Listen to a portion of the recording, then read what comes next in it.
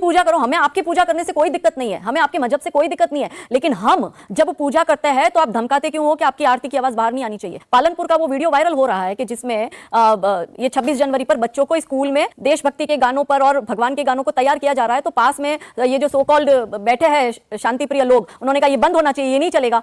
तो मैं ये इश्यू एड्रेस ना करूं? मैं सामाजिक सेवक हूं, मैं हर गांव जाती हूं, मैं हर जगह जाकर आंखों से परिस्थितियां देख रही हूं, महिला हूं और भारत की समस्त महिलाओं के लिए चिंता करना, क्योंकि मैं एक जागरूक नागरिक हूं, तो मेरा नैतिक जिम्मेदारी बनता है। तो उसमें क्या गलत है अगर मैं महिलाओं के हक की बात करूं? 45 डिग्री टेंपरेचर में बुर्का नहीं पहनना पड़ेगा। क्योंकि वो लोग परेशान हो रही है, उनको दबाव दिया जाता है, उनको पहनना पड़ता है। छोटी छोटी बच्ची आप सोचो स्कूल जाती हुई।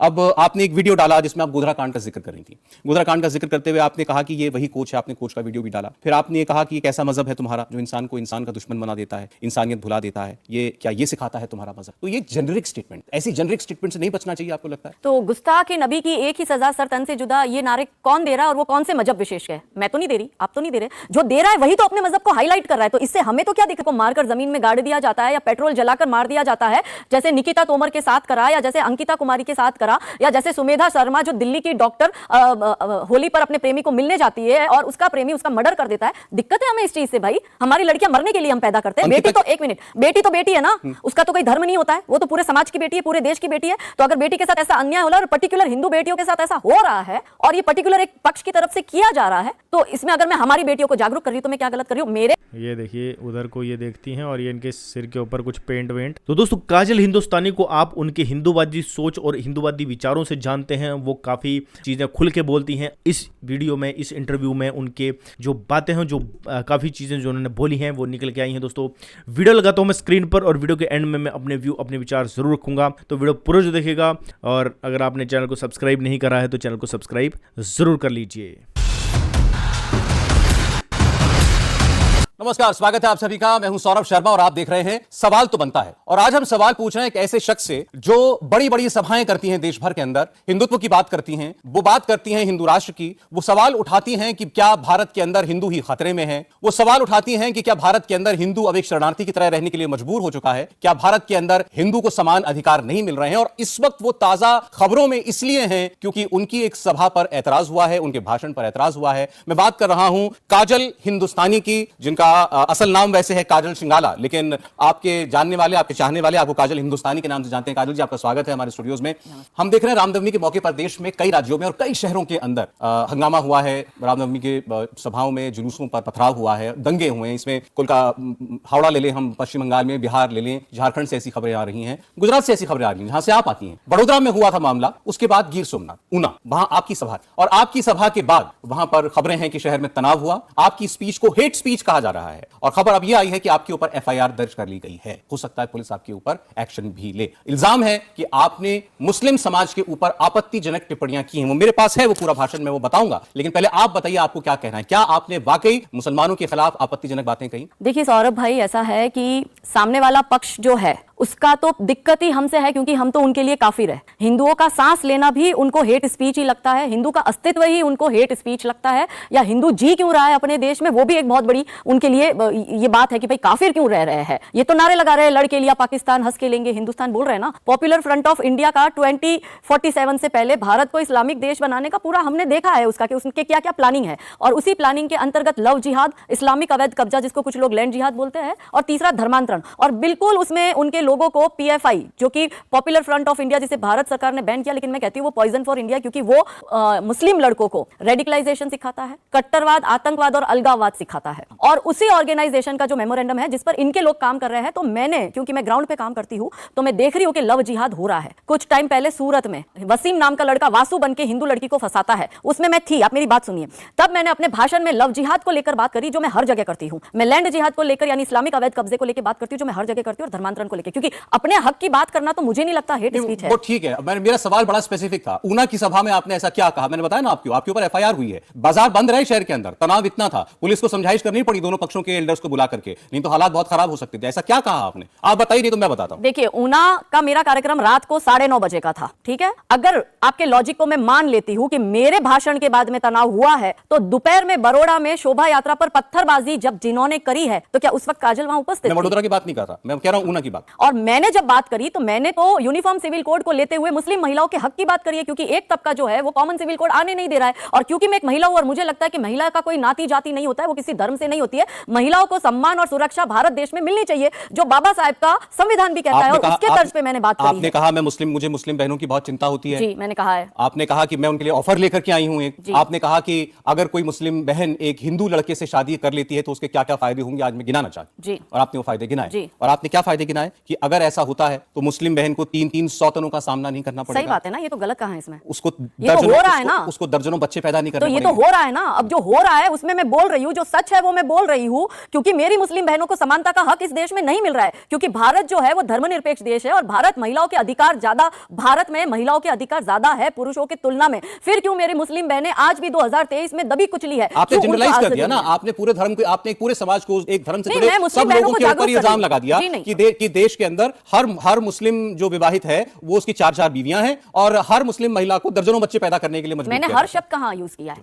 आपने तो ये कहा ना कि मैंने हर शब्द नहीं यूज किया है ना। देखिए, अब मैं जो बोल रही हूं उसकी गारंटी मैं ले सकती हूं, लेकिन 100 लोग उसके 100 मतलब निकालेंगे तो उसमें मेरा कंट्रोल नहीं है। और मेरे बोलने की मैं गारंटी लेती हूं, इसलिए मैं आज आपके समक्ष बैठी हूं। मैं किसी और की तरह नहीं हूं कि बोल के फिर जाऊंगी। मैंने कहीं हर शब्द यूज नहीं किया, मैंने कहीं भी जाति सूचक शब्द यूज नहीं किया, मैंने कहीं भी किसी मजहब पर टारगेट नहीं किया, ना ही मैंने किसी के भगवान को या किसी के धर्म विशेष के गुरुओं को टारगेट किया है। मैंने अधिकार की बात करी और मैंने भारत की मुस्लिम बहनों के अधिकार की बात करी। क्या ये अधिकार की बात करना गलत है? आपने कहा कोई चाचा ताऊ अब्बू हाथ नहीं लगा पाएगा। अब क्योंकि हलाला हो रहा है ना, हमने देखा है कितनी मुस्लिम बहनों के, आप देखिए इंटरव्यू है आपके चैनल ने लिए हुए कि जिसमें वो मुस्लिम बहनें कह रही है कि हमारे परिवार में हमारे पुरुष हमारा हलाला कर रहे हैं, हमारा पति हमें ट्रिपल तलाक देता है और ये कहता है कि घर की बात घर में रहेगी। मैं नहीं बोल रही हूं, मैंने तो पब्लिक डोमेन में है ना वो चीजें, वो देख के मैं बोल रही हूं ना। वो मुस्लिम बहनें खुद बोल रही है, ये मैं नहीं बोल रही हूं। उनकी जो पीड़ा है वो मैंने समक्ष रखी, तो उनकी पीड़ा, एक महिला होकर दूसरे महिला की पीड़ा को मेरा कंसर्न नहीं होना चाहिए। क्या आप ये कहना चाहते हैं? आप अपना समाज देखिए ना, आपको उस दूसरे समाज क्यों? मैं भारत की नागरिक हूं और भारत की नागरिक हूं, महिला हूं और भारत की समस्त महिलाओं के लिए चिंता करना, क्योंकि मैं एक जागरूक नागरिक हूं, तो मेरा नैतिक जिम्मेदारी बनता है। तो उसमें क्या गलत है अगर मैं महिलाओं के हक की बात कर रही हूं? 45 डिग्री टेंपरेचर में बुर्का नहीं पहनना पड़ेगा। क्योंकि वो लोग परेशान हो रही है, उनको दबाव दिया जाता है, उनको पहनना पड़ता है। छोटी छोटी बच्ची, आप सोचो स्कूल जाती हुई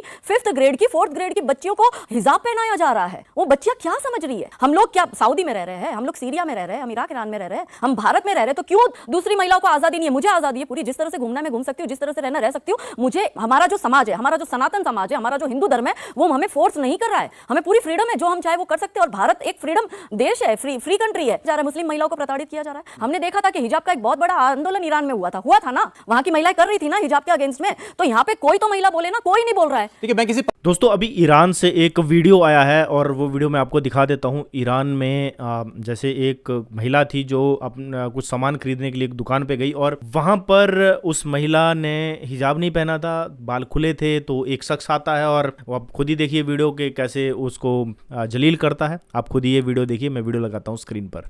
दोस्तों ये वो वीडियो है और आप देखिए यहाँ पर ये दुकान पे कुछ महिलाएं खड़ी हैं और आप ये देख सकते हो, ये जो इधर वाली जो महिलाएं हैं, ये देखिए इसने अभी बुर्का नहीं पहना है इस लड़की ने, और इसके साथ में दूसरी भी है जिसने अभी बाल खुले छोड़े हुए हैं, इन दोनों ने। और देखिए ये शख्स आता है जो इसको बोलने लगता है कि भाई बुर्का क्यों नहीं पहना हुआ है, देखो आपके सामने। और ये पीछे देखती है, उसके बाद इनका ध्यान ये भटकाता है इधर की तरफ और दुकानदार भी देखिए देख रहा है। ये देखिए उधर को ये देखती हैं और ये इनके सिर के ऊपर कुछ पेंट वेंट उड़ेल देता है, देखिए बालों के ऊपर। और उसके बाद ये दुकानदार आके इसको मतलब बाहर धक्का दे देते हैं। तो इस वीडियो को देखकर तो यही लगता है कि जो हिजाब है वो जबरदस्ती थोपा गया है और कोई ना पहने तो फिर उसके साथ ऐसे पेंट वेंट फेंक देते हैं और जो महिलाएं हैं वो डरती हैं, इसलिए डर के मारे हिजाब पहनती हैं और फिर अपने समाज की रक्षा के लिए वो बोलती हैं कि नहीं ये तो हमारा कल्चर है। और ऐसा कल्चर आपके सामने है, देखिए।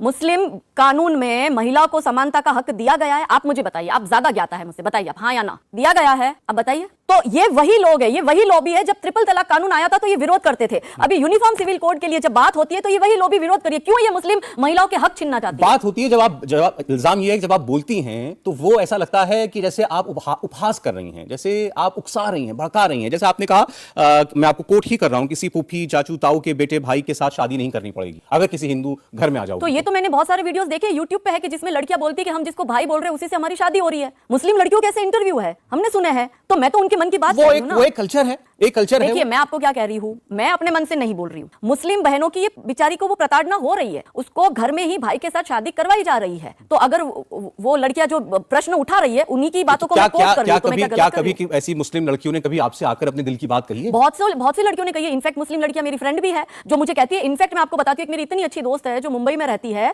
जब उत्तर प्रदेश के चुनाव चल रहे थे, ये हम अभी पॉलिटिसाइज नहीं करना है चीजों को, मैं पॉलिटिकली बात नहीं कर रही हूँ, लेकिन मैं उसकी वेदना कह रही हूँ। वो लड़की हाईली एजुकेटेड है, बहुत अच्छे परिवार से बिलोंग करती है और बहुत हाई प्रोफाइल फैमिली से बिलोंग करती है। मेरी उस मुस्लिम दोस्त ने मुझे कहा कि उत्तर प्रदेश में समाजवादी पार्टी की सरकार ना आए तो बहुत अच्छा है, योगी जी आने चाहिए। मैंने कहा क्यों ऐसा बात कर रहे हो? तो कि ये आएगी ना तो हमारे मुस्लिम भाई जो है वो हमको और प्रताड़ित करेंगे। मैंने कहा क्या बात कर रही हो? तो कि हाँ, जब उनको ऐसी सरकारें आती है तो वहां पर मुस्लिम महिलाओं की भी जीना दुर्भर हो जाता है। और आज देखो आप उत्तर प्रदेश में, वहां की महिलाएं खुश है क्यों? वहां की महिलाओं ने चुना है ना वहां की सरकार को। तो यहाँ पे पॉइंट पार्टी का नहीं है, पक्ष का नहीं है, पॉलिटिक्स का नहीं है। मगर मेरी मुस्लिम दोस्त ने मुझे ये कहा कि अगर उत्तर प्रदेश में सो कॉल्ड सेक्युलर गवर्नमेंट आती है तो वो मुस्लिम महिलाओं का जीना दुर्भर कर देते हैं, क्योंकि बंदिशें इतनी होती मैं हैं। लास्ट पॉइंट कह रहा हूं जो आपने उस सभा में कहा जिसको लेकर एतराज हुआ है और आप पर एफआईआर कि अगर किसी मुस्लिम लड़की ने हिंदू लड़के से शादी की तो आपके बच्चे मजहब के नाम पर जिहाद, कट्टरवाद, आतंकवाद का शिकार नहीं बनेंगे। तो सही बात है, यहाँ पर बच्चों के ब्रेन वॉश हो रहे हैं ना। मदरसे क्यों असम सरकार ने बंद करवाए? असम सरकार मदरसों पर इतनी क्यों स्ट्रांग है कि ये नहीं होना चाहिए? क्योंकि कट्टरवाद जो है वहीं से पनपता है। देखो, एक मुस्लिम बच्चे का 3 स्तर पर ब्रेन वॉश होता है। पहले उसको कट्टरवाद सिखाएंगे, फिर उसको अलगावाद सिखाएंगे और तीसरे स्टेप में वो आतंकवाद की ओर बढ़ता है। आप मुझे बोलो, ये जो पत्थरबाजी करते कौन है? जो आतंकवाद पूरे विश्व में फैला रहे हैं वो कौन है? मजहब के नाम पर पर्टिकुलर ये एक ही मजहब में हमें क्यों देखने को मिल रहा है? ये सबसे बड़ा प्रश्न है। और आप और हमारे जैसे लोग अगर खुलकर इस विषय पे चर्चा नहीं करेंगे तो कैसे होगा? आप मुझे बताओ। हो रहा है ना, बंगाल में किसने करी पत्थरबाजी? गुजरात में किसने करी पत्थरबाजी? अच्छा चलो, मैं एक सेकंड के लिए मानती हूँ, चलो मेरे बोलने पे हुआ, तो क्या पत्थरबाजी करना उसका सलूशन है? सर तन से जुदा करने के नारे लगाना क्या उसका सलूशन है? क्या हम एक शरिया लॉ में जी रहे हैं? एक तरफ आप बात करते हो बाबा साहेब अंबेडकर के संविधान की, और दूसरी तरफ आप चाहते हो कि सारे जजमेंट जो है वो शरिया के हिसाब से हो। बस अगर कोई बोल रहा है तो पत्थर मारो, हिंदुओं के घर जला दो। ये उचित है क्या? भारत देश जो है वो सबका है, ये एक सेक्युलर देश है, ये कोई इस्लामिक कंट्री नहीं है, ये कोई गल्फ कंट्री में हम नहीं रह रहे कि जहां पे हाथ काट दे चोरी करने वालों के। नहीं, ये आपकी बातें बिल्कुल सही है, मैं आपसे सहमत हूं कि ये जो कन्हैया लाल के साथ हुआ, जो महाराष्ट्र में हुआ, अमरावती में, जो सरतन से जुदा किए गए, ये सरासर आतंकवाद की श्रेणी में आता है। आप तो एक ही नाम दे रहे हो ना, मैं आपको नाम देती हूँ। नुपुर शर्मा के फेवर में पोस्ट करने वाला कन्हैया लाल, राजस्थान का, क्या हुआ? सरतन से जुदा, तालिबानी स्टाइल में वीडियो बनाया। किसने बनाया? हिंदुओं ने तो नहीं बनाया ना, किसने बनाया? वीडियो बना के वीडियो रिलीज हुआ। क्या यहाँ पे तालिबानी शासन चल रहा है? फिर कन्हैया लाल के बाद में धर्म साहू, दरभंगा बिहार का, उसने नुपुर शर्मा के फेवर में इतना लिखा कि मैं इसको सपोर्ट करता हूं, उसका सरतन से जुदा हुआ। फिर निशांक राठौड़ भोपाल का, उसका भी सरतन से जुदा किया। उमेश कोले अमरावती का, उसका भी सरतन से जुदा किया। शानू पांडे प्रतापगढ़ का, उसका भी सरतन से जुदा करा। तो आप अगर कोई नुपुर शर्मा के कमेंट थे तो उसके सपोर्ट में आ रहे तो आप उसके भी सरतन से जुदा कर रहे हो, तो ये क्या मतलब है? कौन से देश में हम जी रहे? ये तो सरासर मतलब बताया जा रहा है हमारे सिर पर कि आप ये इस्लामिक देश में रह रहे हो। और अगर ये चीज हो रही है तो मुझे इससे प्रॉब्लम है। मुझे मुसलमान से प्रॉब्लम नहीं है, मगर मुझे आतंकवादी विचारधारा से प्रॉब्लम है, मुझे तालिबानी विचारधारा से प्रॉब्लम है, मुझे सरतन से जुदा नारे लगाने वालों से प्रॉब्लम है, मुझे लव जिहादियों से प्रॉब्लम है, मुझे हमारे मंदिरों पर जो अवैध कब्जे करे हुए हैं जिहादियों ने, मुझे उससे प्रॉब्लम है, हमारे लोगों के धर्मांतरण हो रहे हैं, मुझे इससे प्रॉब्लम है। और अगर इस विषय को मैं पब्लिक के सामने रख रही हूं, लोगों को जागरूक कर रही हूं, तो क्या मैं गलत कर रही हूं? और एक मिनट, अभिव्यक्ति की आजादी जितनी उनकी उतनी मेरी भी है ना, ये तो आप मानते हो ना? एक तरफा तो नहीं चल सकती ना। अगर वो बोलते तो अभिव्यक्ति की आजादी और हम बोल देते हैं तो हेट स्पीच हो जाता है। वो बोलते हैं तो वो सेक्युलर है और हम बोल देते तो हम कम्युनल हो जाते हैं। और वो बोलते हैं तो कानून डिसाइड करेगा और हम बोलते हैं तो सर तन से जुदा होगा। ये अन्याय तो बर्दाश्त नहीं होगा। सर तन से जुदा तो गुनाह है, क्राइम है। सर तन से जुदा मेरे नारे लगे ना, आपने अभी इतनी चीजें कोट करी, आपने ये कोट किया कि मेरे खिलाफ सर तन से जुदा के ऊना में नारे लगाए गए हैं। ये आपने बताया नहीं अभी तक, मेरी जानकारी में नहीं थी बात। हाँ तो लगे हैं, मेरे पास में वीडियो है। अच्छा। हाँ, और इन्होंने सर तन से, और इन्होंने 6 महीने 7 महीने पहले भी ऊना में सर तन से जुदा के नारे लगाए थे। क्यों इस नारों को बैन नहीं किया जाता और क्यों ऐसे नारे लगाने वालों पर कोई कार्रवाई नहीं होती है? क्यों इसको नॉर्मल लिया जाता है? नहीं, बिल्कुल कार्रवाई होनी चाहिए ऐसे लोगों पर, ऐसे लोगों की कोई जगह नहीं है। हाँ तो देखिए, भेदभाव होगा तो मैं बोलूंगी, और एक बार नहीं बार बार बोलूंगी। और अगर हमारे लोगों को जागरूक करना इनको लगता है कि हेट स्पीच है तो इनको जो लगता है वो लगे। देखिए आज देखिए अभी क्योंकि हम लोग बात कर रहे थे, अब ये सर तन से जुदा तो एक ऐसा डिबेट है, मुझे लगता ही नहीं कि इसमें कोई दूसरा पक्ष है, ये तो इसको कोई समर्थन दे ही नहीं सकता। लेकिन जो रामनवमी के प्रोसेशंस पर, जुलूसों पर पत्थरबाजी वगैरह, जो ऊना वाले प्रकरण की हम बात कर रहे थे, ये बहस देश के अंदर चल रही है। और जो दूसरा पक्ष है, मुसलमान पक्ष, वो ये कहता है कि ऐसा तो है नहीं कि इससे पहले कभी जुलूस नहीं निकले, लेकिन ये ऐसा क्या हो गया कि पिछले साल 2 साल 3 साल से हम ये देख रहे हैं कि ऐसी घटनाएं होने लगी हैं, हिंदू त्योहारों के ऊपर ऐसे झगड़े फसाद होने लगे हैं। उनका कहना यह है कि अब जानबूझकर ऐसे तंग गलियों में से, मुस्लिम इलाकों में से जुलूस निकाला जाएगा। सामने से अगर कोई मस्जिद पड़ जाएगी तो डीजे की आवाज बढ़ा दी जाएगी, वहां पर जो जुलूस निकालने वाले होंगे वो और जोर जोर से नारे लगाना शुरू करेंगे। कोई मस्जिद की गेट पर चढ़ जाएगा, कोई दीवार पर चढ़ जाएगा, कोई दीवार पर चढ़ के झंडा लहराने लगेगा। और ऐसे वीडियोस आते भी हैं, आपने भी ऐसे वीडियोस देखे होंगे। फिर वो कहते हैं कि भाई वहां दूसरी तरफ भी लड़के होते हैं, वो भी कुछ ना कुछ प्रतिक्रिया करते हैं, तो फिर बवाल होता है, हंगामा होता है। देखिए, मैं आपको बहुत स्पष्ट एक बात बता देना चाहूंगी कि घटनाएं तो पहले भी ऐसी होती थी, पर तब लोग इतने सोशल मीडिया पे थे नहीं कि ये बातें बाहर आती थी। हर कोई मीडिया ये हर चीज उठाए वो जरूरी नहीं है। मैंने आपको बोला गुजरात में जनवरी 18 से फरवरी 18 के बीच में 6 हिंदुओं के मर्डर हुए गुजरात में, 6 मर्डर गुजरात में हुए हैं। तो आप एक्शन क्या हुआ? अरेस्ट हो गए, जो जिन्होंने करा है वो अरेस्ट हो गए हैं। लेकिन पॉइंट ये है ना कि अगर इन मुद्दों को मैं हाईलाइट कर रही हूं तो क्या मैं हेट स्पीच दे रही हूं? और अगर ये मुद्दे हाईलाइट सोशल मीडिया के माध्यम से हो रहे हैं तो आप ये तो नहीं कह सकते ना कि पहले नहीं हो रहा था और अब हो रहा है। पहले भी होता था, पर पहले मुद्दे हाईलाइट नहीं होते थे क्योंकि लोगों के पास वो मंच अवेलेबल नहीं था, जो मंच अब सोशल मीडिया के माध्यम से लोगों के पास है और ऐसी घटना के वीडियो लोग डालते हैं।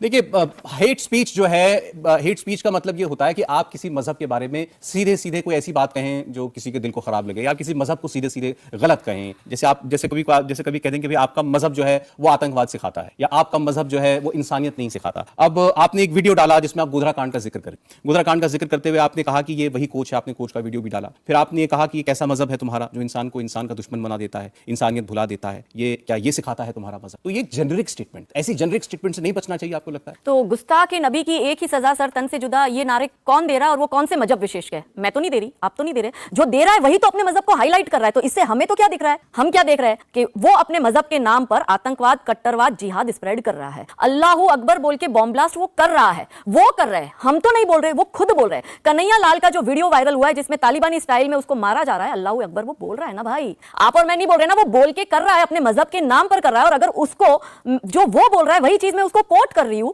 तो मैं कैसे किसी को पर्टिकुलर वो कर रही हूं? आपने 3 इश्यूज उठाए हुए हैं, लव जिहाद, लैंड जिहाद और धर्मांतरण। एक एक करके बात करते हैं। मैं लव जिहाद की बात आपसे करता हूं। आपने कहा कि देश में जबरदस्त तरीके से हिंदू लड़कियों को का धर्मांतरण करने के लिए उनको लव के नाम पर, प्रेम के नाम पर झांसे में फंसाने की कोशिश है, और आपने हिंदू लड़कियों को आगाह करने की एक पहल छेड़ी हुई है। तो ऐसे कितने प्रकरण आपके सामने आए? बहुत सारे। मैं अभी आपको लेटेस्ट देती हूँ ना, 10 दिन पहले का। अगर तुम प्यार कर रहे हो तो क्यों वसीम को वासु बनने की जरूरत है? क्यों उसको अपनी आइडेंटिटी छिपाने की जरूरत है? आप मुझे जवाब दीजिए। प्यार कर रहे हो तो तुम बताओ ना, हमें प्यार से दिक्कत नहीं है, लव से हमें प्रॉब्लम नहीं है, लेकिन लव की याद में जो लव जिहाद हो रहा है उससे दिक्कत है हमें। प्यार का जो व्यापार बनाया जा रहा है उससे दिक्कत है हमें, हो रही है प्रॉब्लम। हमारी बच्चियों को इंस्टाग्राम के माध्यम से, हमारी वनरेबल छोटी छोटी माइनर बच्चियों को अब्दुल जो है वो फंसा रहा है अजय बनके, फिर कॉम्प्रोमाइज सिचुएशन के उसकी फोटो और वीडियो पर उसको ब्लैकमेल कर रहा है। जो केस मैं आपको सूरत का बता रही हूँ, ये एफआईआर भी हो चुकी है, उसने ब्लैकमेल भी किया है। और हमारे पास तो ऐसे कितने केस आते हैं कि सेम मॉडस ऑपरेंडी, हिंदू लड़कियों को फंसाओ, उनके कॉम्प्रोमाइज सिचुएशन के फोटो और वीडियो लो, फिर उनको ब्लैकमेल करो और फिर उनका जीना दुर्भर करो। नहीं तो आपके हिसाब से वो हर इस प्रकरण के पीछे नियत केवल इतनी होती है कि हमें इस हिंदू लड़की का धर्म बदलना है, धर्म बदलना है, यही उनकी नियत है। और नियत भी ये कहां से आई? क्योंकि इनको सिखाया गया है कि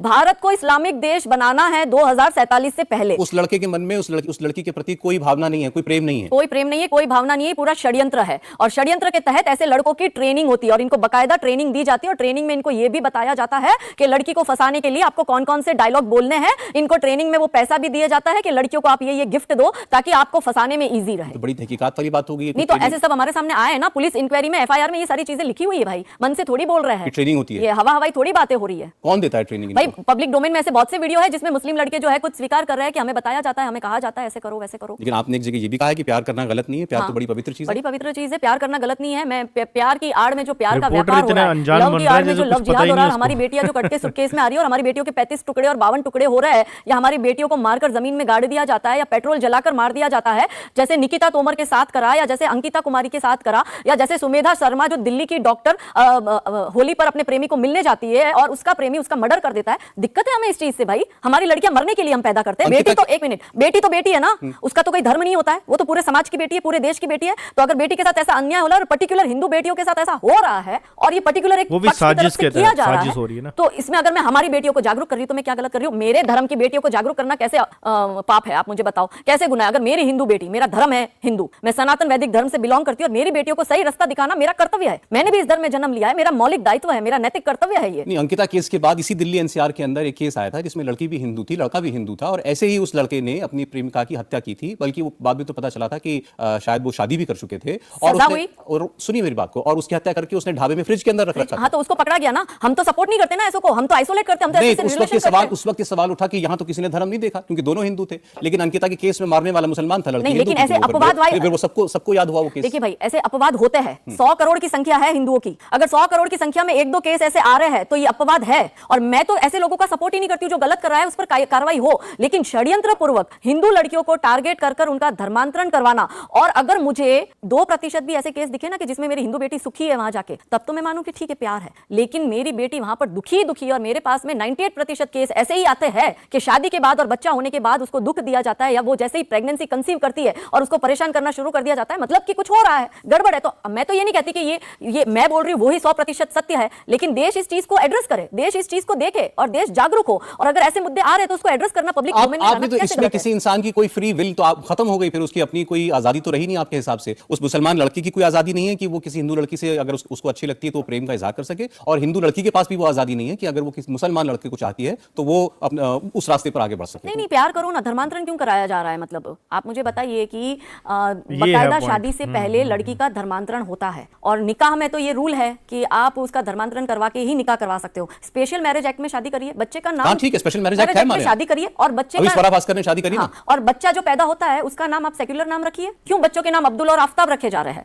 और अगर मतलब मैं कह रही हूं कि सेक्युलरिज्म है तो वो एक तरफा क्यों दिख रहा है? अच्छा, उसी में मैं आपको दूसरा एग्जांपल देती हूं कि हमारे ही गुजरात के कर्णावती का एक हितेश राठौड़ जो कि दलित लड़का है, वो अफसाना बानू से शादी करता है, और शादी के 3 महीने बाद अफसाना बानू का परिवार हितेश राठौड़ का मर्डर कर उसका बॉडी साबरमती नदी में फेंक देता है। ये गणेश चतुर्थी 2022 की गई, ये तब का केस है, पब्लिक डोमेन में आप देख लीजिए। तो अगर मुस्लिम लड़की हिंदू लड़के से शादी कर रही है तो हिंदू लड़के का सर तन से जुदा होगा, और अगर हिंदू लड़की मुस्लिम से शादी करती है तो हिंदू की लड़की मारी जाएगी। तो हर हाल में जो विक्टिम है वो तो हिंदू ही बन रहा है। और अगर प्यार है तो प्यार में फिर हितेश राठौड़ को क्यों मारा गया? मुझे इसका जवाब दीजिए। हैदराबाद में ऐसी घटना बनी है कि एक हिंदू लड़के ने शादी करी, मुस्लिम लड़की से प्यार करा, तो लड़की के परिवार वालों, आपके दिल्ली का अंकित सक्सेना, क्यों मारा अंकित सक्सेना को खुलेआम दिल्ली की सड़कों पर? क्योंकि वो एक मुस्लिम लड़की से प्यार करता था और उसके परिवार ने उसका गला रख दिया। तो क्यों यहां पे नहीं है प्यार? एक तरफा प्यार कैसे चलेगा भाई? तो ऐसा है ना भाई कि आप पब्लिक बहुत होशियार है। ये लोग अगर ये सोचते हैं कि हिंदू समाज में तो अंतर जातीय विवाह में ऑनर किलिंग हो जाती है, उसको किस तरीके से मैं हर चीज के लिए, मैं जो भी हिंसा होती है, एक जाति का लड़का दूसरी जाति की लड़की से शादी कर लेता है तो उस पर तो मैं उसमें भी अपने लोगों को समझाती हूँ, मैं अपनी धर्म सभा में बोलती हूँ, और मैं ये भी कोट करती हूँ कि गीता जी का 4 अध्याय का 13वां श्लोक ये कहता है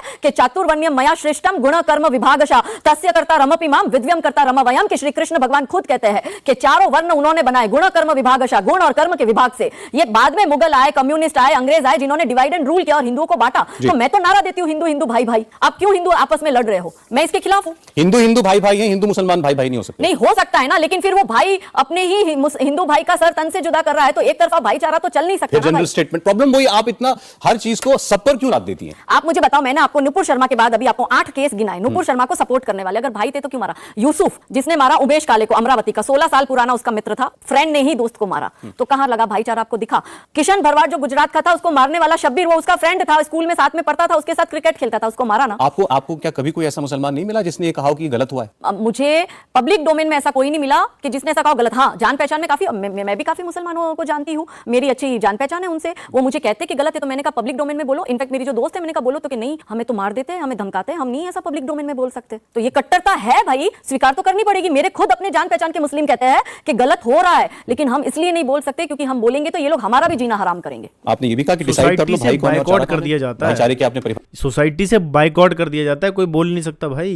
एक्स मुस्लिम को देख रहे हो ना, अभी चैनल बना के रख रहे हैं, वो गुप्त जगह पे रह रहे हैं, पता नहीं, तो उनको तो एक्सेप्ट नहीं है ना, वो तो मुर्तद बन जाते हैं, तो फिर कैसे बोलेंगे भाई? नहीं बोल सकते, बहुत मुश्किल। देखिए भाई, मैं अपनी सभाओं में अपने लोगों को समझाती हूँ, जो मेरे लोग हैं, और उनको मैं कहती हूँ कि आप ये देख लीजिए कि आपके साथ उमेश काले 16 साल दोस्ती निभाता है, और उमेश काले को 16 साल की दोस्ती साइड में रखकर उमेश काले की हत्या यूसुफ कर देता है। वो उमेश काले जिसने उसको शादी में मदद करी, उसकी लड़कियों के एडमिशन में मदद करी, उसकी माँ के इलाज में मदद करी, उसकी बहन की शादी में मदद करी, तो भाई सवाल तो बनेगा ना। जिसके घर का बेटा गया है उसे पता है कि उस घर की पीड़ा क्या है। निकिता तोमर के परिवार से मैं मिली हूँ, परिवार खत्म हो जाता है, ये एक को मारते हैं उसके पीछे उसका पूरा परिवार खत्म हो जाता है। माँ जो है डिप्रेशन में चली गई, पिता की नौकरी छूट गई, भाई की पढ़ाई छूट गई, तो एड्रेस ना करें इस इशू को। कैसे एड्रेस करें फिर? तो ये हम एड्रेस कर रहे हैं तो हमको मारने की धमकी दी जा रही है, मुझे मारने की धमकी दी जा रही है। 2.25 साल से मैं बिना सिक्योरिटी के घर से बाहर नहीं निकल सकती, मेरे बच्चों को मारने की धमकी मिल रही है। हम लोग पब्लिक प्लेस पर मैं अपनी फैमिली के साथ जा नहीं सकती हूँ, ये 2.25 साल से ऐसा हो रहा है मेरे साथ। तो अगर मैं इस चीज को बोल रही हूँ तो